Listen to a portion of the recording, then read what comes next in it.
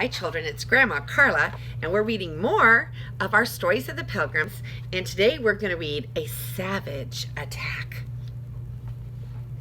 It grew colder and colder every day, but still the Pilgrims had not found a good place to build their homes. So Governor Carver, William Bradford, Captain Standish, and others again sailed away in their boat. They carried guns and axes, blankets, and enough food to last them many days. It was December now, and the bay was full of ice. The driving snow and the sleet cut their faces and froze on their clothing. Some of the men nearly died of the cold. Every day they went ashore to see if there was a good place to settle. There were so many things to think about at this time.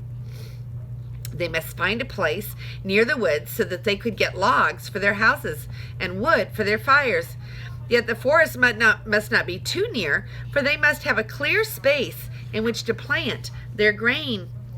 There must be a deep, safe harbor, and above all, a stream of clear, fresh water. They landed again and again, but it was so hard to find a place which had all of these things. They would search all day, and at night they would make camp in the forest. One night, after a hard day's tramp, they built a great fire and cooked their supper. They could get plenty of fresh meat in the forest, and they had brought bread and beans and dried peas from the ship. After they had eaten their supper and had prayers, all went to sleep except the two men who were to watch.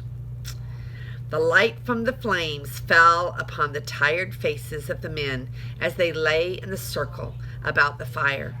It touched lightly the trunks of the tall trees and stretched long, dark shadows across the hard, frozen ground.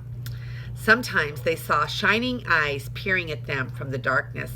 But the animals were all afraid of the fire and soon slunk away. About midnight, the watchman heard a long, loud cry in the distance. It sounded like the yell of Indians. "To arms! To arms!" they cried. The Pilgrims sprang to their feet and seized their guns. A long time they waited and listened, but no Indians came. "Perhaps it was only the howl of the wolves or the foxes," said the men as they lay down again. The Pilgrims were up before the sun the next morning, cooking their breakfast and preparing to sail farther along the shore. While some cooked the meal, others carried blankets and guns down to the boat.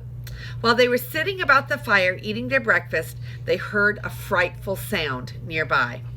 "Watch! Watch! Ha ha! Watch!" came the cry. The Pilgrims sprang to the boat for their guns. They fired several shots into the forest, thinking to frighten the Indians, but on they came. Nearer and nearer sounded the cry, "Watch! Watch! Ha ha! Watch!" In the faint morning light, the Pilgrims saw the forms of many Indians slipping from tree to tree. Then whiz, whir, whir sounded the arrows as they flew thick and fast. Two of them stuck in John Helen's coat, and one struck Captain Standish above the heart, but he had his armor on, and the arrow did no harm. The Pilgrims quickly sprang away from the light of the fire. They tried to protect themselves in the dark shadows of the forest. Whiz, whir! The arrows were flying from every direction, but not an Indian was to be seen. They too were well hidden behind trees and bushes. The Pilgrims kept very still. Then the Indians grew bolder. They crept silently toward the camp, their dark forms looking like dim shadows in the forest. This was just what the Pilgrims were waiting for. Bang, boom, roared the muskets. One of the bullets struck the Indian chief in the arm. He could not draw his bow again. With an angry yell, the warriors fled into the forest. The Pilgrims followed them for a short distance, shouting and firing their muskets. When they returned to the camp, they picked up many arrows. Some were pointed with a sharp bit of deer horn, and some with eagle's claws. These arrows the Pilgrims sent to England when the Mayflower returned.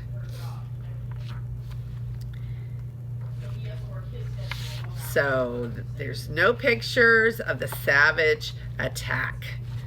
Okay, but here are our questions. It says, copy only the sentences that are true. The Pilgrims had not yet found a good place to build their homes. The Pilgrims had not yet found a good place to build their homes. Number 2, they wanted a place where the forest was all around them. They wanted a place where the forest was all around them. Remember, copy the ones that are true. The men brought bread and beans and peas from the ship to their camp. The men brought bread and beans and peas from the ship to their camp. About midnight, the watchman saw an Indian. About midnight, the watchman saw an Indian. John Hallen's coat was struck by 2 arrows. John Hallen's coat was struck by 2 arrows. The Pilgrims ran after the Indians deep into the forest. The Pilgrims ran after the Indians deep into the forest.